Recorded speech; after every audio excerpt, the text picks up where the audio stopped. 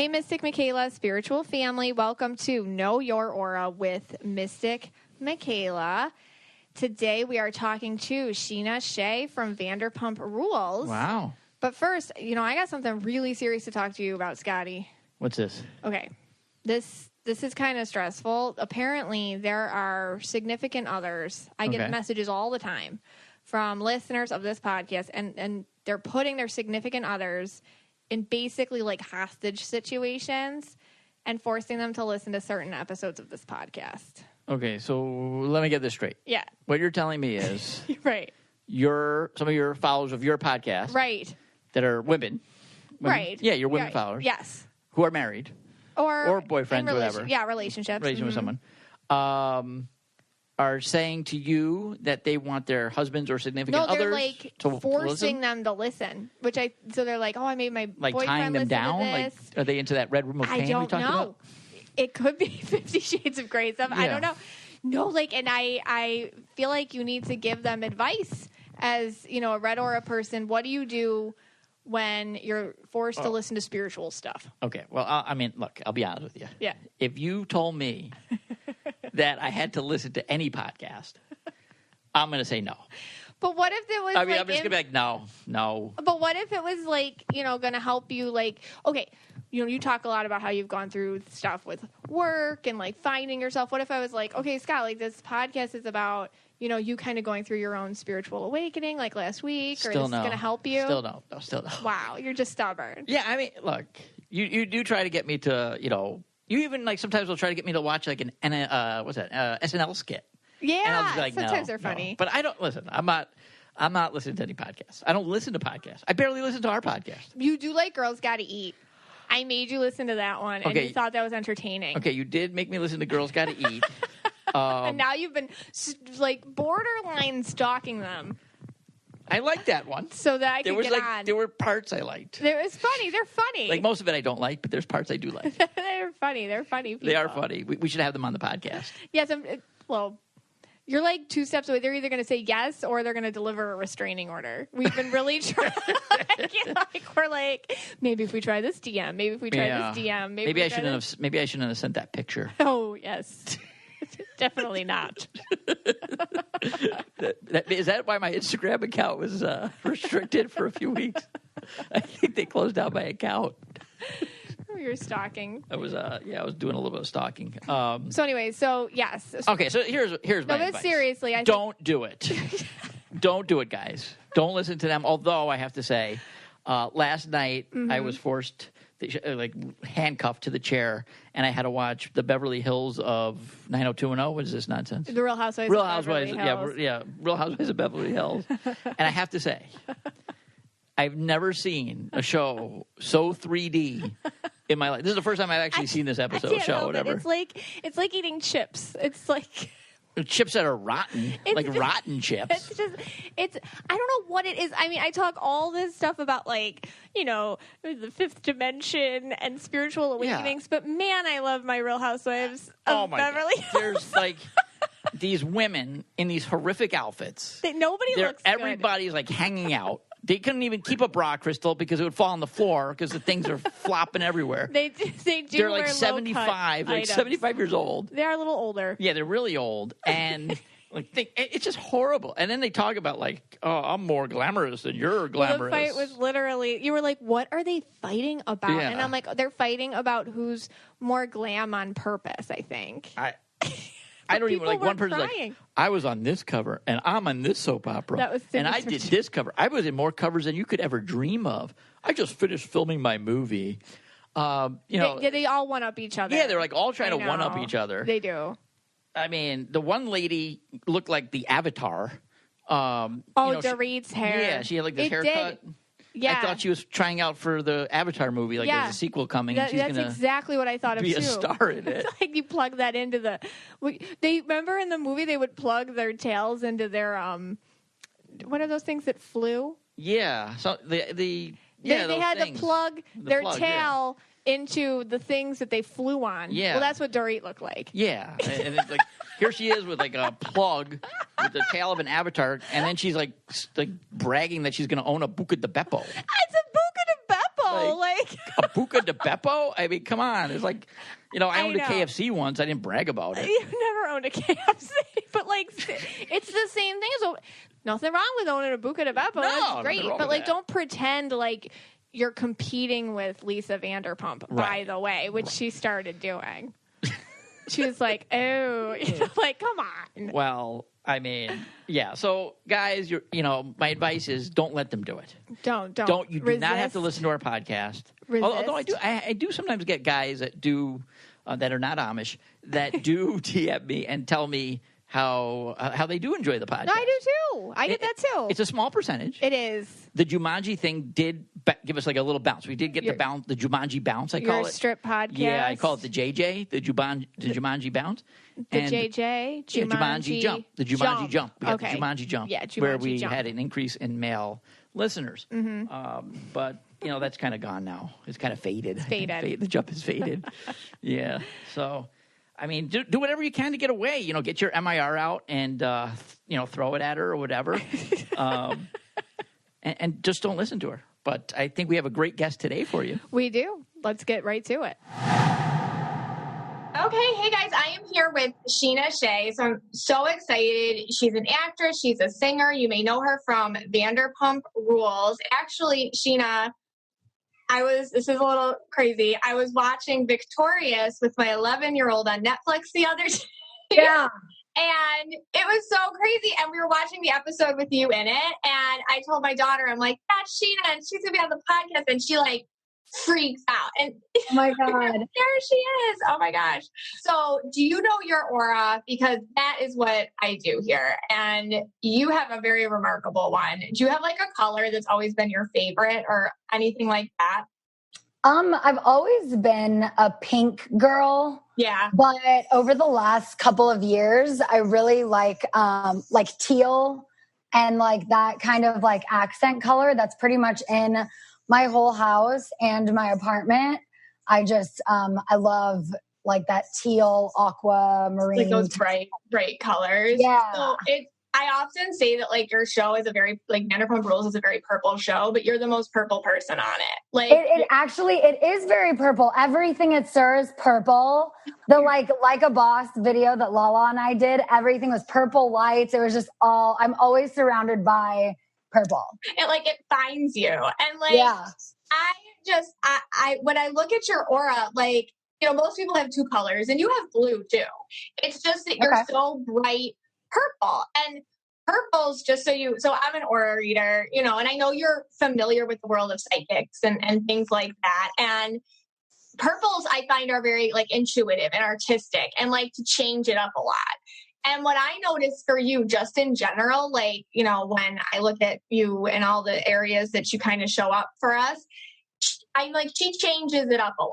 Like, that's what I see with you. Like, you like to keep it interesting and fresh. And that's such like a purple person thing to do. Like, how do you feel like being stagnant? Does that stress you out or? Yes. Oh my God. Like I always need to be doing something. I have a very hard time relaxing because I feel like I'm not being productive. So this whole quarantine, It's crazy because I feel like I've been actually busier than when I'm just at home. But like when I'm at home and I have that day off and I just want to like binge TV all day, I feel guilty. And like in quarantine, I don't really feel guilty because I'm like, I cannot do anything outside of my house. So if I want to binge, 3 seasons of Ozark, we're going to do it. Oh, yeah. I just did the first season and it's very dark. Yeah. I don't know. I'm into that though. I like dark stuff. Well, that's the thing though, like with purples, it's like this need to create is so extra or something.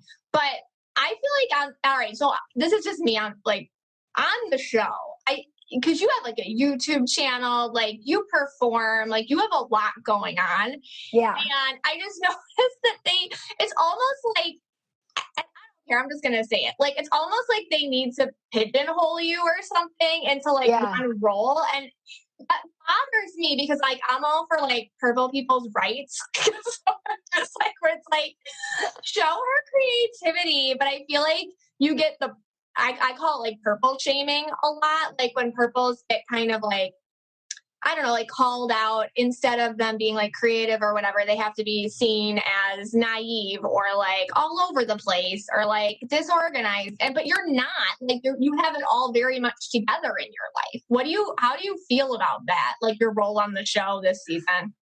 Oh, I mean, I absolutely hate everything about it. I just feel like, yeah, like they have me just stuck in this, like, you're a waitress, you don't do anything else, nothing else is important, we don't care about your fertility journey. Like, I do feel very stuck. And I'm really hoping with, I can't really talk about it, but I don't know if you've seen anything recently about editing, to be specific. Yeah. But I mean, I felt like slightly like vindicated this past week, and I'm like, okay, I'm not crazy, but yeah, I do feel very stuck, and I feel like I'm so much more than what they're showing on the show. I'm very one-dimensional. And there's just so much more to me. And when you watch my YouTube or listen to my podcast or even on my show in Vegas, like everyone knows there's just like a whole world of Scheana out there that you're not seeing on Vanderpump Rules because you're just seeing the like 5% boy crazy. Yeah. That's what I noticed a lot happens for you. And then sometimes other people who are just very themselves. It's easier. It's like almost like there's an easy target because you're so real and you're so authentic, and you'll just like, okay, like you're so flexible, you're such a team player that all of a sudden that's what you feel like to me, like such a team player that all of a sudden, like with, I don't know how these shows work or whatever, you know, in my own experience, but it's like, obviously it's like, well, this is easy. Let's just get her to do this, and this. But isn't it funny how you said I'm not crazy? And I think a lot of purple people or like intuitive people in general, we can like really, I understand that, because it's like when you don't have proof, but you know, it's the most frustrating thing. And then one day the truth makes itself known and you're like, oh my God, you know, like I see everybody, you know, like that.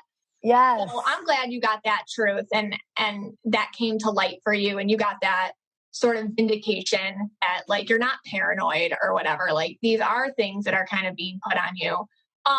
Your YouTube channel, I really love it. Like Thank you. I really do. It's really fun. It's like the way who edits it? Do you guys do that yourself or something? Because like the way it is so good. Yeah, like, my sister's boyfriend does all of it for me. Love it.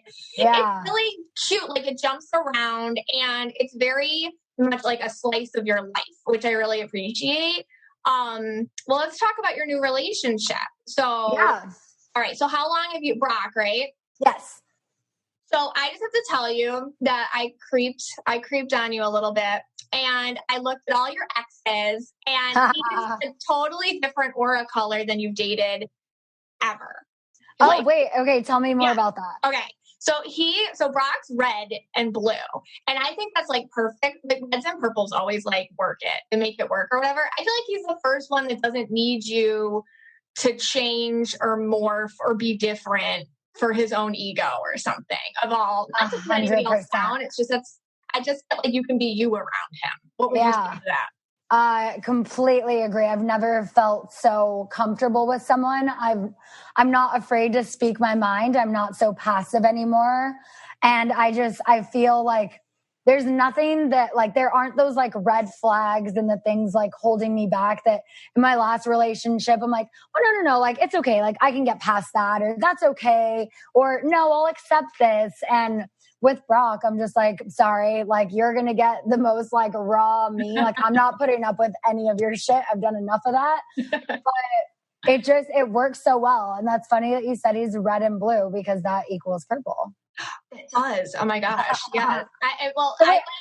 Like when I was looking at his aura, he feels to me like very direct and very honest, and like 100%. And he's like totally when you say call him out, he welcomes that. I feel like it actually like, contributes to your passionate connection or whatever. But it's just because I was looking at your exes and I was like, okay, and we don't have to talk about it if you don't want to, but like, no, it's fine. Is that okay? Okay. Because your ex-husband, for example, that's Mike, right? Yeah. Okay. He was purple and blue as well, but like it was different shades. And and I don't really know, this is just what I'm getting. I feel like you had to do a lot of holding him up, like a lot of giving, a lot of like, okay, I don't want to hurt him, a lot of constantly like, almost like it was a healing relationship for him, but he would take and take and take, and you weren't really getting much back from it. And it felt kind of sad to me. Yeah. Like, and I mean, I think like you've lived so much life in so few years, like you've done a lot in your young age. And I feel like when I looked at that relationship, it felt very past life connected to me, almost like it was something that you had to figure out in this lifetime and let go of in a way that you let go of the guilt with it too. I just felt bad for him, but also it was a self-sacrifice to be there with him. Okay. Yeah. I felt similar, like, not that Adam and I were technically ever together, but I felt very similar feelings and just like overall with Adam. And it was like, I felt like that's why I was trying so hard to make that work, because it didn't work with Shay, and Shay's an amazing person. Like, we're still friends. I still have so much love for him. But as a relationship, it just wasn't working. And then with Adam, I was like, oh, here's another project. Like, I can fix this one since I couldn't fix the last one. But then that was just it was just such a toll on every ounce of me. And it was just like, I lost myself. I was just like living my life every day for my best friend who I started sleeping with, who I was like, well, what do you need to make your life better? And like, it was just all about him. And same kind of with Rob. But how do you tell what your aura color is? Like what so like every color has like certain characteristics, like you being like, and then there's like ways that you carry it. So for example, like you're very purple, but you have blue in there too. But I feel like you're supposed to be more purple and then blue. But it's funny because we were talking about, you know, your other relationships. I feel like you were living more in the blue. And sometimes when people do that, because blue is like very much absorbent. So I absorb into your needs and I become what you need me to be. Now, some people, that's fine for them. Like a lot of blues are like nurses or teachers or, you know, things like that, and or therapists, and that works for them. And sometimes they're in relationships where they don't mind being more the giver to somebody, but because that's not who you are, I think you were finding people that kind of always needed fixing but never got better.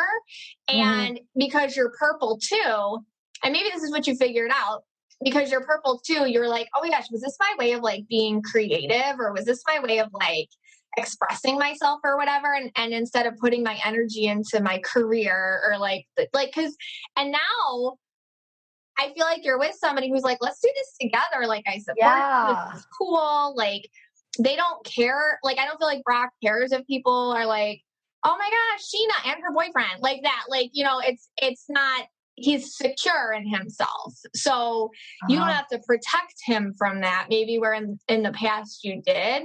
The one who really upset me, the one ex, when I was looking was, oh my gosh, what's his name? Rob. Oh my God. Okay. When I look, he's green and blue. And I feel like every purple goes through a green guy stage where it's like, okay, we're going to like, I don't know, I'm going to convince him that all his logic or whatever isn't correct or whatever.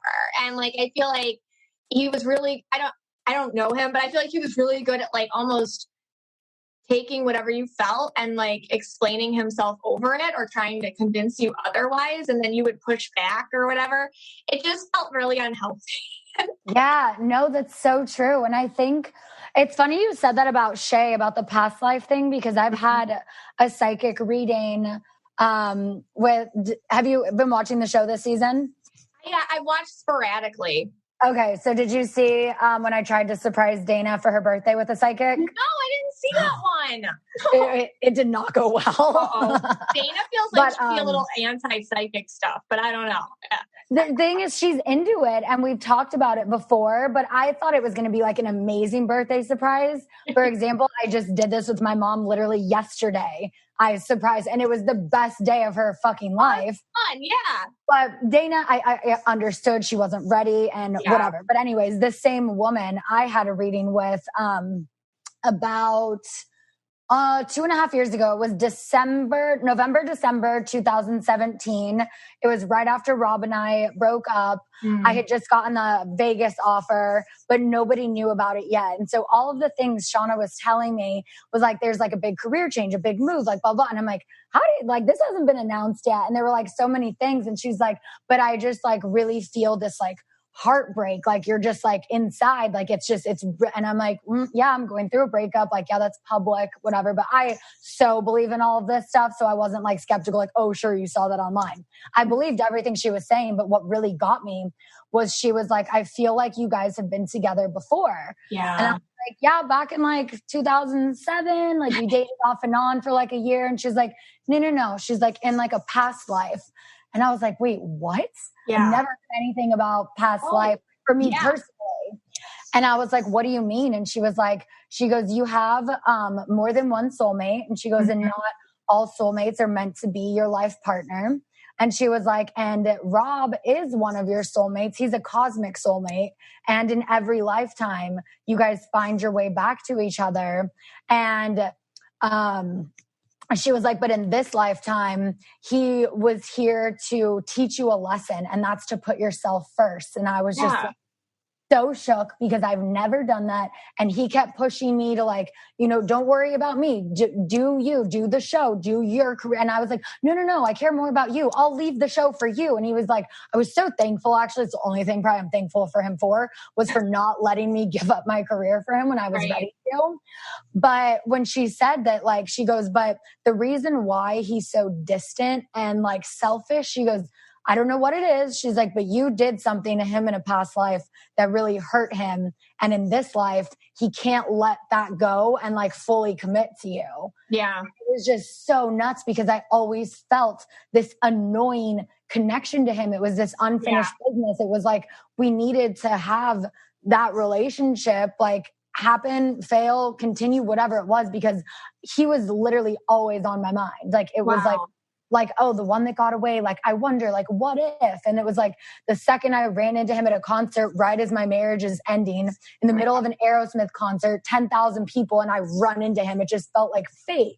Yeah. But it was like, it was just so crazy when she said all of that, because I'm like, okay, but can we just end the Rob and Scheana in this lifetime? Please do not come find me in my next life. No, but it's weird because that's the thing with past life connections. Like, they'll come back around because you have to figure it out. And everything she said, like, I agree with that. Like, that just feels like it's spirit coming into your life and trying to give you this lesson. And they're like, freaking embrace it. And when you do, you'll get to next level, which you did, you know, and that's where you're at now. And I feel like, this is moving quick with Brock, and I think that's something like, as you've probably heard or whatever, but I feel for you download quickly. So I feel like when you get lessons from spirit, like, you're the type of person, like, okay, like, you push aside your ego because it hurts to learn something. But I feel like with you, you push aside that, you're like, okay, I'm going to absorb that lesson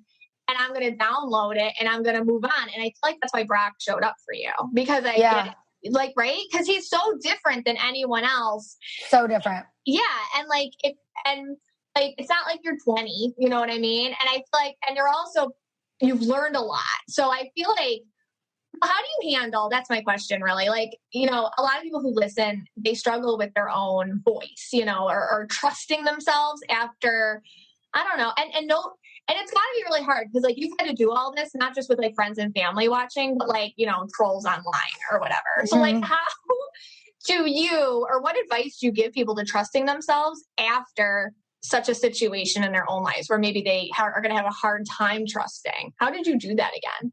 I just I told myself, I was like, I mean, I don't think anything's going to be worse than what I've already been through. So I don't want to not take a chance and lose out on someone amazing. I remember when the whole month that Max and I dated, and I was telling my sister about him, and I was like, oh, I'm so excited. Like, this guy like really likes me. Like, I've never felt like the attention he was giving me, the texts and all the things he was saying. I was like, this is like what I always wanted from like Rob and Adam and never got. So I'm like, I didn't feel it was the right time. Tyler Henry, told me I needed to not date until the end of 2019, going into 2020 to focus on myself. And I didn't listen. And I was like, yeah, but this guy like really likes me. So let me see where it goes. Right. And I should have listened, because then boom, end of 2019, I meet Brock. But it was so crazy. So I was talking to my sister. I was dropping her off at the airport. And I was just like, but what if like this doesn't work out like again? And she was like, she goes, sis, if Ariana Grande could get through last year, like you're going to be just fine. She's like, let me play you a song. And she played me Thank You Next. And I was like, oh my God. And so I literally think like, you know, like what would Ariana do? And I'm like, what she went through publicly with Mac Miller, with Pete, with everything, and still is the concert, like that whole, you know, like I can't even imagine. And I was like, yeah, the shit that I'm dealing with is nothing when you think about people on a bigger platform, just on that larger scale. And so I try and think of things in that way. And that's why I also do what I do, because I want people to see me as that Ariana Grande or whoever is their person, you know, where it's like, oh, wow, Scheana went through that on national television. Like I could go through that. Like I'll be okay in private. So that's why I keep doing what I'm doing.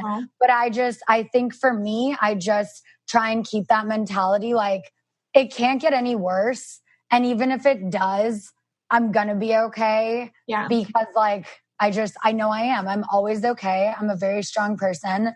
And I do look up to people who are on a way bigger scale than me, who have been through worse. And I'm just like, I got this. Like, I love that. It's refreshing to know that someone like super famous, like goes through this kind of shit. And I'm like, I mean, I got a little taste of that, but like, it definitely, I think, helps.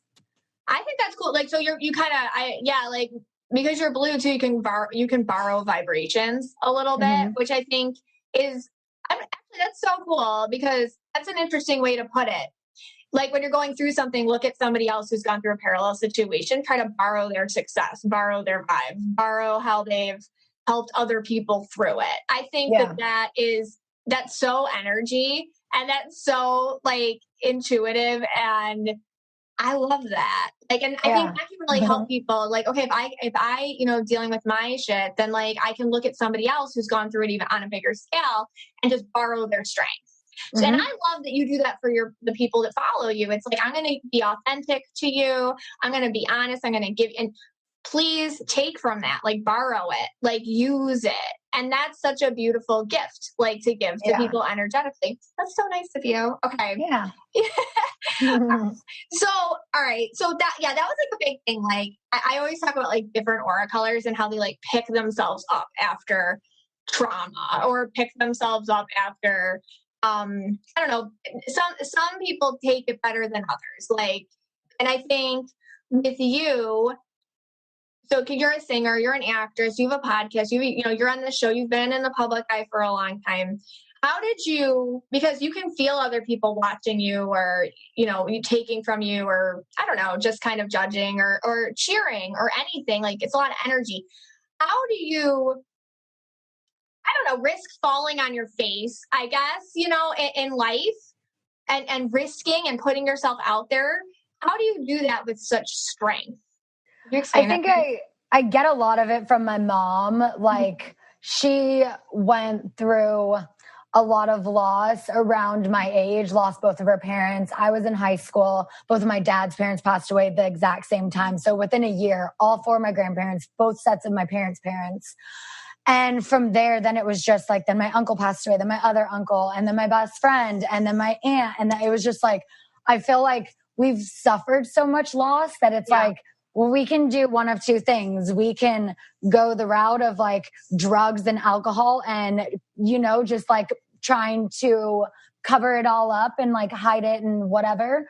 Or we can be strong and come out on top and help other people. And that's literally not the only reason, but the biggest reason of why I do what I do is because I do want to help people. And even if that means I look like a boy crazy, desperate piece of shit on reality TV, people are seeing through that. And that still is even helping people, because they're just like, I see how like relatable that is. And I'm in I do this thing every week. It's called Huddle, and it's 10 fans. It's like $20 or $30. It all goes to charity, and it's an hour like Zoom, like FaceTime type of thing.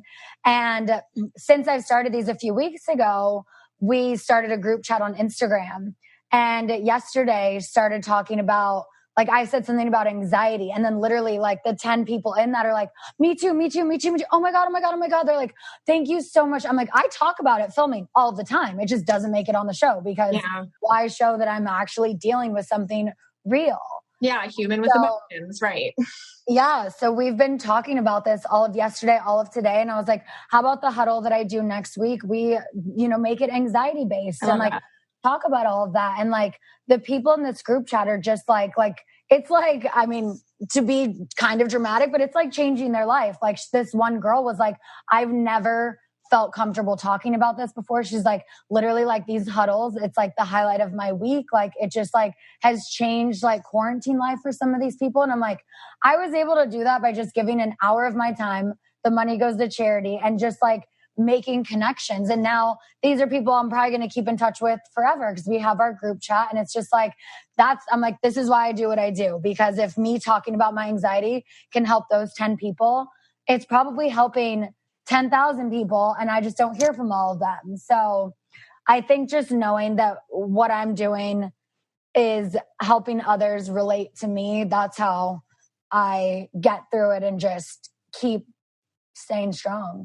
You definitely have a ripple effect when you do, like, that's just very high vibrational ripple effect give back. What I notice about you is like you're an extremely giving person and you're just finding the right places to give it to. That's it. Yeah. Like maybe you used to give it to, like we talked about, situations that weren't going to get better no matter how much you gave it to. And now you're giving it to situations that are getting better. And when you do that, it like feeds you and then it propels you forward. And it seems like that's what you figured out, which is like amazing. And I love the creative way that you figured out how to do that, and let's talk about that. Let's talk about anxiety, because that is a purple person thing and a blue person thing, an empath thing, a purple person thing. I think it comes from with you anyways, just, do you ever find yourself feeding off of it in order, like when you perform, for example, or when you have to go do something stressful, do you find yourself like, instead of running from it, kind of just taking it and using it? Yeah, because I mean, I kind of don't have a choice. I made the choice to be in the public eye, to be a performer. So like that anxiety, it's like, I mean, anxiety is when you're like worrying about the future. You're not worrying about the past. That's more like depression. And it's like, not like right now. It's like, okay, but what's going to happen when I do this? And I've been trying, especially with this relationship with Brock, I've been trying to just live in the now and not worry about the future. But I know that it's something that I've always struggled with since I was a kid. I finally got on medication for it like 4 or 5 years ago. And now it's something that I try and turn into a positive. I'm like, okay, I'm feeling this way, but like I still have to do what I have to do. So let's just take this energy, channel it into something good, and just know it's going to be okay. And if it's not and I fuck up, whatever, I'm human. I'm not perfect. And I'm sick of trying to act like I'm perfect. I'm like, my relationship with Rob was far from perfect. Yeah. But in my head, I was like, no, this is perfect. This is what I want. And I was convincing myself. I was like, I wasn't lying to anyone else. I just was literally telling myself like, no, this is your person. This is what you want. This isn't working out right now, but it will. It's just going to take some time. And it just, I don't even know if I'm actually answering your question. No, that was good. Because anytime you talk about that relationship, I'm like, oh my God. Because like every time I looked at that picture, that was the picture that gave me the most stress. Like of all that's how I read. I look at pictures and I get energy from them. And that one just gave me so much stress, but that's because you learned so much from it. And that's because you took away so much. And that's because it was such like an energetically dense situation for you. And it was probably a time when you figured out anxiety and like different roles and what it does for you. Yeah. I love that you're so honest about your journey with, freezing your eggs and like that decision. I just find that very empowering for women. I read a lot of women And I don't know, there's something about 35 and everyone starts freaking out, and it could be because we go to the OB and they start treating you like you're a grandmother. Like they're very direct about things.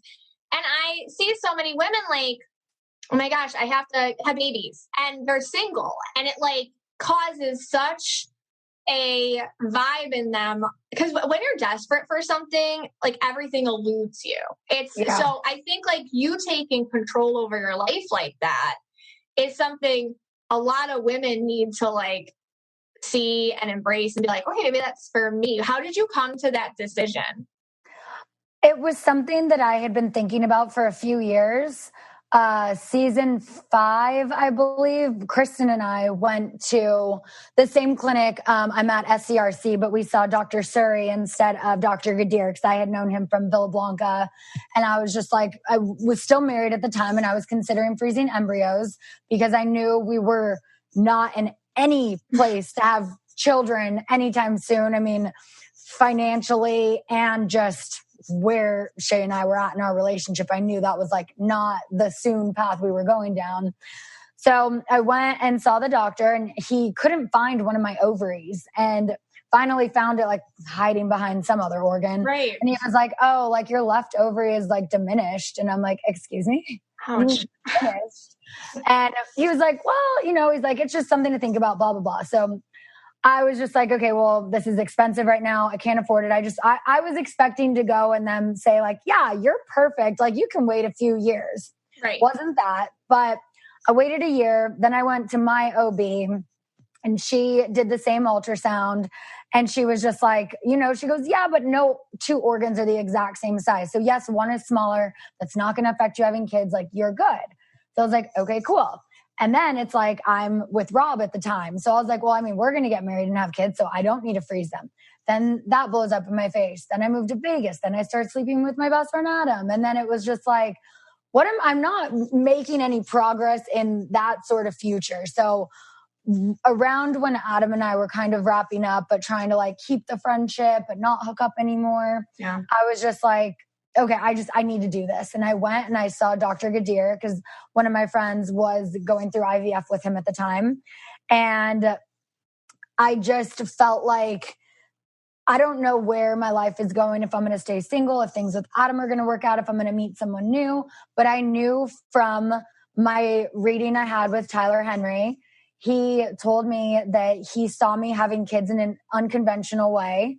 He said he saw the thing with Adam being a 6-month period and I needed to get out.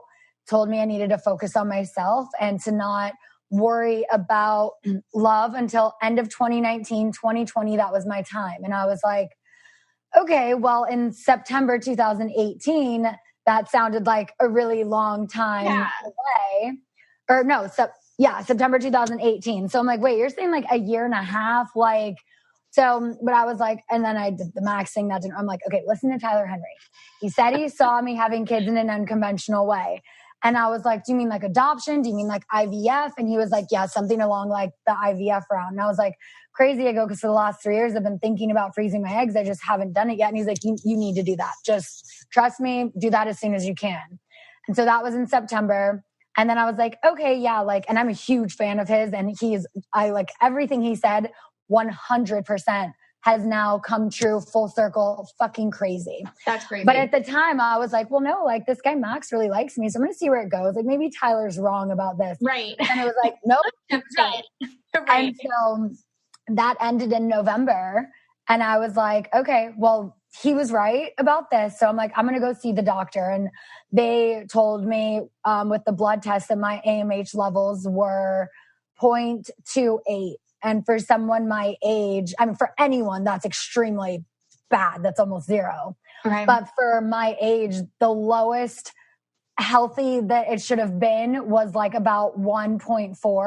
Mm-hmm. But like 4.2 was like a good solid, like, and I'm like, I'm at 0.28. So my doctor was like, it's not a number that can change. It will just continue to decrease. It's never going to go up. It's usually genetic. It not necessarily is because I was on birth control for 20 years. It's not necessarily because I smoke weed every day for the last 10 years. It just is something that can be genetic. And, you know, there's just women who have fertility issues for no reason. Right. One of the nurses who used to be in his office never was on birth control, a year or two younger than me, and she was 0.16. Wow. And there was nothing that should have caused that. It is what it is. So once I found that out, I was like, okay, I need to take this into my own hands right now. I can afford it. I have the time. We weren't filming. We were about to be on air again. I was like, this is the best time I can do this. So I got on all of these supplements for about a month. I went fully sober for about a month. And then once my levels, like, then it was like my estrogen was too high, and then this, and oh my God, I know, it's like all over the place. Yeah. It's all you think about, right? For like literally. Yeah. So after about 30 days of just like getting my body ready, I went back. They're like, okay, your levels are perfect. We can start injections tomorrow. So I did it. We got 12 eggs. Only 9 were mature. And that just wasn't enough. Like I was hoping for 20 to 30. But I didn't have that many follicles growing and whatnot. And so then he was like, I do recommend you doing another round. And it wasn't that hard on my body. So I was like, okay, yeah, I can do this again. I can afford to do it again. But I'm like, I need to go back to my normal life. Like I want to travel, because now we're in January. So we're doing a lot of press in New York. Mm-hmm. I had a trip to Australia planned. Didn't know I would meet my Australian man in San Diego. Yeah. But I had like all of these things, and it was like Coachella, Stagecoach, Vegas, like all of these things I wanted to do through May. So I was like, do you think we can wait until like June? And he was like, yeah, there's no rush. He's like, I think this year you should do it again. So I was like, all right, I'm going to wait until summer. And I was like, and then you know what? Maybe the show will cover it. And that could be something for all these women out there to relate to. And then they just brushed over it. Yeah, they're like, eh. But then that time I had 18 follicles. So I was like, oh my God, I'm going to get so many more eggs. I have 18 follicles. We only got 7. Uh-huh. So, but all 7 that came out were mature. That's good. So I'm like, okay, so now I'm at 16. And he's like, again, it's good. It's not great. Because once you fertilize them, you're probably going to lose half. Once you genetically test them, you probably lose another half. Right. Say you have a miscarriage. Say you want 2 or 3 kids. Like it didn't seem like enough to me. So I'm on day 2 of being sober again. Me too. Okay. And I'm getting ready to do this again, hopefully in June, if not July. But I'm hoping that I'm on all of my supplements still. I'm starting my DHEA again today, because I haven't been on that the last few months. But I'm hoping that when I go back in a few weeks, they say, you know, your body's ready. You've cleansed for a few weeks. You're good to do another round. And even if I only get 1 egg this time, I ain't doing it again. I've always been very open to adoption. And if none of these 16 or whatever else eggs I get are good, then you know what? I'm just not supposed to bring a biological child into this world for whatever reason. I feel a little boy around you like so strong that someone else has said that too. I feel it so strong. It's like so present. And you know what's weird? And I'm super not a doctor. Obviously, I am not. But when I like do energy stuff, like because with women and their bodies and stuff like that, I often do find that women will have sometimes fertility issues. Yes, of course, it's genetic. It's never anybody's fault ever. But like sometimes I'll see people who overmother a little bit in their lives have fertility issues. And interesting. Right. And it's just, it can take its toll over the years or whatever with reproductive organs, like when they overmother. And it's just, you're doing it. It's good that you're doing it. I just have this feeling like if you didn't, like, and you and Brock were like, let's just try it or whatever. Like, I feel like it would work out for you guys, but you know, it is good that you're doing this for yourself. So you have that peace of mind. Yeah, it's so funny. So, did you see the episode this season when the Vegas Scheana came around? No. Okay, I watched the show like very sporadically. Yeah. Okay. Yeah. So this season, I wasn't invited. Neither was Kristen, because we're always left out. The whole crew goes to Vegas for Tom and Katie's second wedding, because they never mailed in their marriage certificate and have not been legally married for the last 3 years. So they all go. There's this girl who works at Vanderpump Cocktail Garden who looks like my twin season 1. She's 27. When I was like 26, 27, I was like, the same voice, the same giggle, the same nose scrunch, the same, I don't have them right now, but coffin nails. Like there's so many things about this girl that are so similar. And guess who hooks up with her? Max, of course. This type. So this is all happening like on the show, but I had actually become friends with this girl through Lisa and Pandora because they FaceTimed me with her and they're like, this is so crazy. Like this girl, like, oh my God. And so her and I became friends on social media. And then every time I go to Vegas, she picks me up at the airport. We go out. Like that's like my girl. Like she's a talented singer. You have like a doppelganger connection. Literally. Like yeah. And so when we were out there for Valentine's Day, like it was like one of my last trips before everything got shut down.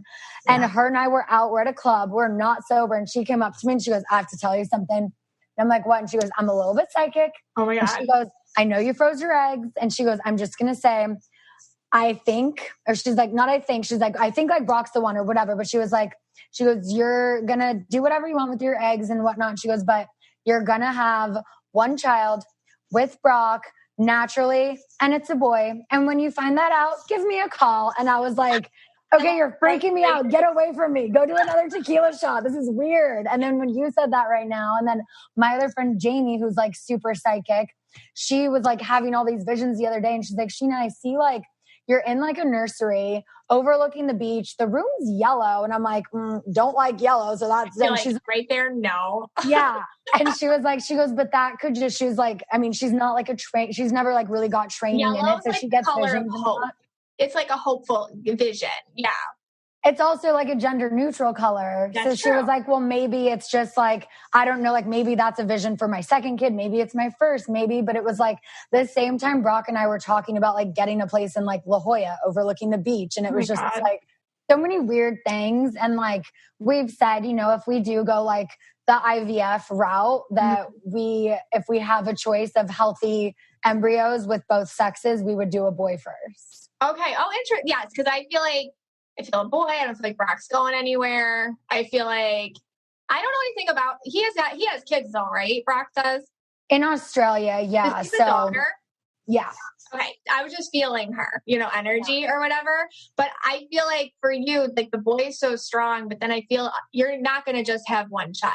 Like I do feel more children around you, but it's just that boy is just sometimes So it's funny when I love when friends like get a little psychic, like when they drink and they're like, oh, psychic. And they are. That's the thing. Yeah, no, the things that like Jamie, like that night, she was like, whenever she gets drunk Jamie is psychic. Like it's crazy.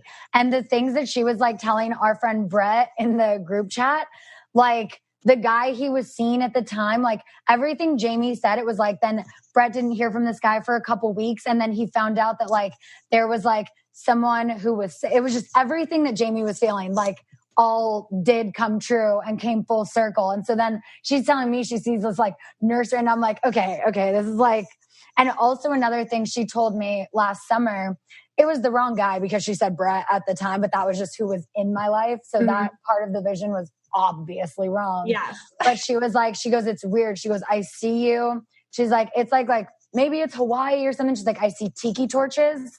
And she's like, a lot of like fire and it's tropical, but like, that's your like second wedding. And I'm like, duh, I've told you that. Like I've said, if I get married again, I want it to be on an island. Like, and she's like, Scheana, you've never said that to me. I've never heard you say that. And I was like, wait, what? And I'm like, that's so crazy. Cause even like Brock and I have like talked about, like whenever we do get married, like I would want it to be in like New Zealand or Bali. Cause he's not crazy about Hawaii, but I'm like, we got families on opposite ends of the world. Yeah. But New Zealand, Australia, and Bali are my favorite places I've ever been. So I'm like, well, maybe we do that. Like, but it was just crazy how like she's had these visions of things that like have come true or things that I want that she didn't necessarily know. I love that. And that's what spirit will do. Like when you are, and when you're open to it, which you are obviously open to like messages from people or whatever, you don't shut things down. Yeah. And so spirit will find lots of places to give you these like encouraging little like, yes, messages or do this or take a moment or, whatever. And that's what I love about your energy. Like you're the type of person that I feel like you are in a place of yes for a lot of things. Like when somebody talks to you, you're open-minded. You're like, well, you maintain your own thoughts and your own opinions, but you're like, you will open up. But that's how spirit gets to us. That's how our lives are able to be blessed by like new stuff and new opportunities or whatever. Mm-hmm. But I'm excited. But are you guys moving? Because you feel like you're not going to stay where you are. We're in my vacation house for quarantine in Palm Springs. Okay. So we're just here until lockdown lets up, because I'm like, I love my apartment and I love being by the beach, and same with Brock. He loves his apartment and being by the beach, but I don't want to be quarantined in an apartment when I do have a beautiful house I spent a lot of money on with a pool and a golf course. Oh, no, you want that. That's better for quarantine. But this is very temporary. This is like my, every other week escape, like during like filming and just like whenever we did Thanksgiving here. So like that's a new tradition. But this is definitely not permanent. I think permanently more San Diego eventually. Yeah, and I feel like you and him doing something together, that or whatever. Okay. And then like, I guess, all right. So this is like totally just different topic. Who do you vibe with best on of the cast? Like who's your easiest to vibe with? Tom and Ariana have always been my ride or dies. We had like a bump in the road season 2 and 3, and it's one thing that literally even this past weekend when they surprised me out here for my birthday, and we just got very emotional, and I was like, I just can't let this go. Like the fact that like I was ever a bad friend, they're like, Scheana, it's been like 5-6 years, like let it go, like we're so past that. And I'm like, I know, I just still like feel, and they're like, can you just please let it go? And I'm like, I've let most of it go. It's still a little there because I could cry right now, so it's still there a little bit. But those are like my people. And then Kristen and I are so insanely similar that I think that's why we've butted heads a lot of the time, but it's also what's brought her and I so close. Okay, I can see that, Max, oddly, after dating and then like despising him for a few months, we have done a full circle, and I speak to him literally every day. He came out and surprised me for my birthday. Him and Brock are friends. Max is from San Diego. Like Max and I will carpool down to like hang out with Brock, just the three of us sometimes. So he's become one of my very best friends. That's nice. And then like Brittany, I'm definitely close with. I feel very comfortable with her. I know I could call her anytime, any day. Yeah. But I definitely feel closer to Tom, Ariana, and Kristen and Max. It's funny that you say Ariana. She has such an interesting aura because she's like, she's yellow and she's pink, but she doesn't. Wait, yellow? Her name when she's drunk as a joke is Yellow Robe Smith. Stop! I don't know where it came from, but a Yellow Robe aura. She's like yellow and pink. And okay, so like I said, I watch the show sporadically. So I told like my listeners, I'm like, Ariana's pink. And I always say like pink, like if a Disney princess were a color, they'd be pink. And then everyone's like, she used to be a Disney princess. And I was like, oh my God. Yeah, she loves pink too. Oh my God. But she shoves it away on the show. Like, so like on the show, she wears like an inauthentic purple, which people wear like inauthentic colors when they have to buffer or something, So, and I just think that's the nature of the beast. Like you have to be on your game and you have to know people's motives and you have to know like where they're coming at you and what angle or whatever. So she's got to like turn that up, but she's got such a sensitive, sweet, but also kind of like, I just get with Ariana just very, I feel like she's a private person, which is funny because she's so on the show. I forced her to be on the show. You're like, you will be on the show again. And it's funny when you say Kristen because she's purple too, but it's a different purple than you. I think like, when I see her on the show, she's honest about when she's upset or she's going through something or she's having a raw season or whatever. So like whenever I see her, sometimes like lately her purple's been a little like muted or muddy or something where yours is like a lot brighter. The shades for me just have to do with like how we're talking to ourselves in our heads. So with her, I always worry about like, oh my gosh, how's her self-talk or like what's she putting up with or things like that. I feel like she's very smart, but also she can be mean to herself or something. So That's my thing with Kristen. Like, she's too hard on herself. That's what she's and the thing is, I feel like she doesn't believe that she like deserves the like genuine happiness. Like the guy she's with right now just is over the moon with her. But then there's these moments when crazy Kristen comes out and I'm like, stop it. Don't fuck this up. Like, this guy is incredible. Yeah, you're like, that's good that you're like her little Jiminy Cricket. You're like on her shoulder, like, stop it. And because purples can be self-destructive. And I'm sure like you 100%. Felt like this. Yeah. Like, especially when we feel like we're doing, well, let's talk about that because like, you know, with you, I'll bring it back to you. I talk about a lot, like people throwing purple bombs. Okay. Like when they're purple, you throw bombs. It's kind of like when you can't articulate what's wrong with your life. So you'll do something just like absolutely ridiculous and it just like blows up in your face. And I've noticed that every purple does this, like from like they hate their job. So all of a sudden, like they accidentally send an email to everybody saying about how much they hate their boss or like they cheat on their boyfriend and leave their phone out or something. Like, is there a purple bomb you could share with us that like you can remember throwing? Ooh, that's on the spot. I mean, I'm sure something with like, I'm trying to think this season. I mean, Kristen just dropped a purple bomb at the reunion. Oh, did she? Okay. That'll be interesting. It's funny. It's easier to see when other people do it. You know what I mean? Because it's always like when we do it as purples, it's kind of like, oh, that is so awful. I never want to repeat that. Like, understand. I feel like probably like something around like with like Dana or something this season. I'm sure I did because I wasn't really myself last year. I was just like really depressed and just like not in the best place. And then all these new people are coming in and I'm like, bitch, I don't have time for you. I definitely wasn't the best to her, but she was kind of a bitch to me in the beginning too. She's a little hardcore. She's got a lot of thickness. I think with you look for people who are vulnerable and because you're not somebody that's going to like rip somebody up. So like, just be real with me, you know? Yeah. And so like when somebody has like such an armor on them, which I feel like Dana has such an armor, she's like red and yellow, which is like a really weird combo. And she hides a lot of her purple, which is like her own vulnerability. Which I've seen before. Like her and I've had those moments with each other, but we just aren't the type of personalities who are instantly going to click. She's a Stassi. Stassi's yellow too. So that makes sense. Makes sense. Like sometimes yellows and purples, it's kind of like, they like they give each other a lot of side eye. Like, what is your deal? Like, you know, and like the purples will be like, you know, lighten up or just be real. And the yellows will be like, stop being so messy or like whatever. Yeah. And it's just kind of like, silly. Or who do you vibe with least on the show, would you say? Least. I mean, you've really grown up with everybody, so it's kind of like you're a family, whether you guys like it or not. So it's just probably depending. Yeah. I mean, I feel like, and I'm in a good place with everyone right now, but just personality-wise, I feel like Stassi and Dana are very just like harsh, bitchy personalities.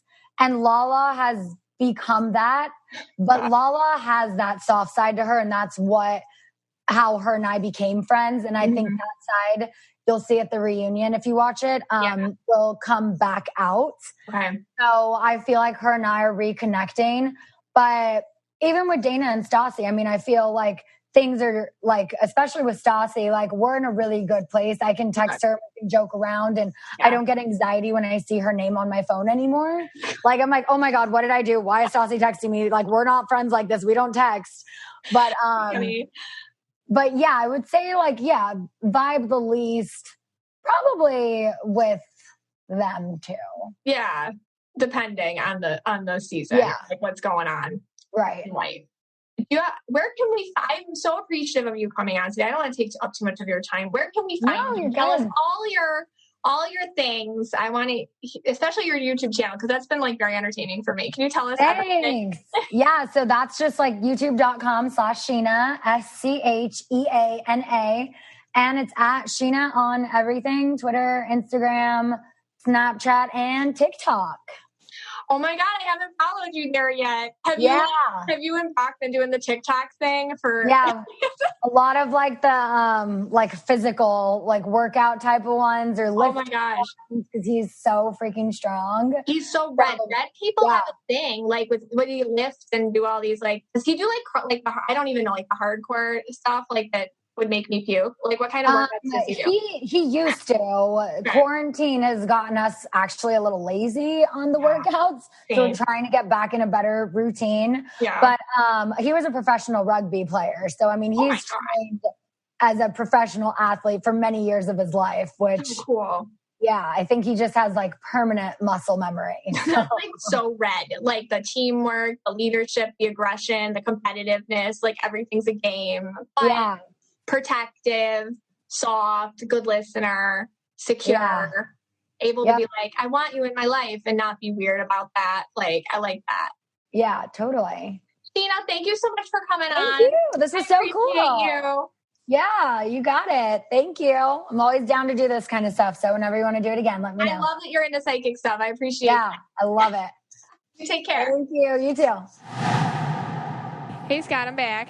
All right. Well, how did the interview go? It was good. You know, Scheana, from the few times that we've watched Vanderpump Rules. Yes. She like I told her, she's the most purple of the purples. I actually was here before the interview started. Yeah. And she definitely seemed very purple to me. It was on Zoom. We did it on Zoom. And we said did. Hi. Yeah, I said hi. She was really friendly. She was really nice. Well, how do you know purple? Like, how do you know that she's purple? Well, something I could just tell. You know, how? I mean, well, she was kind of jumping up and down. And before the interview on her trampoline by the bed. And, what are you talking about? Well, the trampoline. She was on her bed. She was bouncing. Oh, like she was. Okay, what you're trying to say is she was like jumping around to get her headphones and stuff. Yeah. I mean, I don't have that vision in my eye. So in my imagination, there was a trampoline. Well, all right. So purples are bouncy. The purples are bouncy. Okay. She's friendly. Yeah, she's very friendly. Yeah, outgoing. You can tell she talked to anybody. Yeah, purples will do that. Seems like she'd dance. She seems like a good dancer. She does dance. She's a performer. I didn't even know that. Yes. I don't know how I could tell. I mean, I'm just really good at telling like purple, blues. I'm really good at telling red. Purples. Oh yeah, you're good at the. And red she didn't purple. look like a red purple. She's not. She looked like a purple. She's a lot of purple, a little bit of blue. Okay, I was going to say definitely not a red purple. Yeah, she's naturally like way more purple than blue. And I told her, I was talking to her because she kind of got the shaft of the season. Okay. With the edit, we'll call it. Yeah. And the thing, well, that's just how it works, like, and it sucks, and you don't have control, And I think. When talking to her, I was talking about like purple shaming a little bit, like how there's going to be a target on her back because she does kind of go for it, or she will just say something, or she will, she'll kind of, I'm sure that she'll fall into the traps they set up for her because she's not one to hold back because purples don't. Yeah. Which is like a purple shaming thing. So they can kind of set up an edit to make her look like an idiot or like whatever, a flirt or like whatever. I mean, because she's going through like really heavy stuff, actually. And they didn't like capture any of it. But that's, it's a show. I mean, that's what the Bravo producers do. Well, it's a show. It's any show. That's what they do. They're there to make you look like an idiot. Well, it's a narrative. They want and you know what I found interesting about her situation, which kind of relates back to us, like the whole, I should have told her this, like the whole make your own magic thing, like, because, she has this YouTube channel and she has like other things going on now. And it's like, she'll control her own narrative if she can't. Make your own magic. Yeah, you got to make your own magic. And which I really liked about her. Like, if she's like, okay, you know what? That's the edit. Go catch me over on my podcast or catch me over on my YouTube channel or catch me wherever, and that's her way of taking back control. Definitely. I mean, you don't want to have Andy Cohen over you anymore. I don't even think it's him. Well, it's like it's a production company. Yeah, he's the face of it, No, but it's like a whole other situation, like with the production company and it's not even him. It's like the people that control the editing in the editing room. That's true. But he's the executive producer, so he does put his name on there. That's true. His name's on it. Yeah. He does the reunions. Yeah. We'll be, I'm going to make you watch another episode before the season's You think on his epitaph is going to write the greatest producer of 3D material in the history of the world? Yes, I think it will.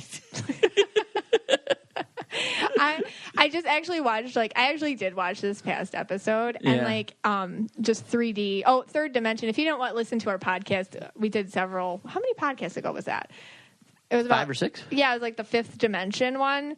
That's what we're talking about. Like, so 3D is like really material world, like surface stuff, and like you kind of want to raise to the 4 and 5D, but like these shows are very 3D. So, anyways, the show I wish you were watching it with me because they were fighting about who was going to have the pool party. This is which show? This is Vanderpump Rules. Vanderpump. And Jax was going to have a pool party, but then he sent like a rage tweet to Tom. Okay. And then Tom was like, Tom Sandoval, he's like, I'm going to have a better pool party. And then he like invited everybody to his pool party. And it was that was the episode. Oh my God. And it was the pool parties were on the same day? Yes. So it was like, did anyone go to Jackson's? I think he ended up canceling it or something. And did he go to the other one? I know everybody like just kind of went over to the other one. I have to finish it. But it was like this crazy... Just Jax is like losing it. Oh my God! I'm really worried about him. So who had the better? Does Tom? Actually, wait, who's the other guy? Tom Sandoval. Yeah. Does he have the better pool? No, everybody was saying like he like probably won't even have food because he like and he doesn't, and they were saying that he doesn't have furniture and that Jax and Brittany have like a house with food and furniture. Yeah, I'm not gonna lie. And they were arguing about who's more grown up. Meanwhile, they're all like late 30s. And I'm probably gonna take a lot of heat for this. What I'm about to say, boy. But think about this: Jax has a pool. Do you know what probably goes on in that pool? Would you really want to go swimming in that pool? You really like Jax. Yeah, you're going to be calling up Gilead and getting some hepatitis pills. So you probably don't want to go in that pool. To their credit, I'm a little worried about Jax. I feel like he's falling apart at the seams.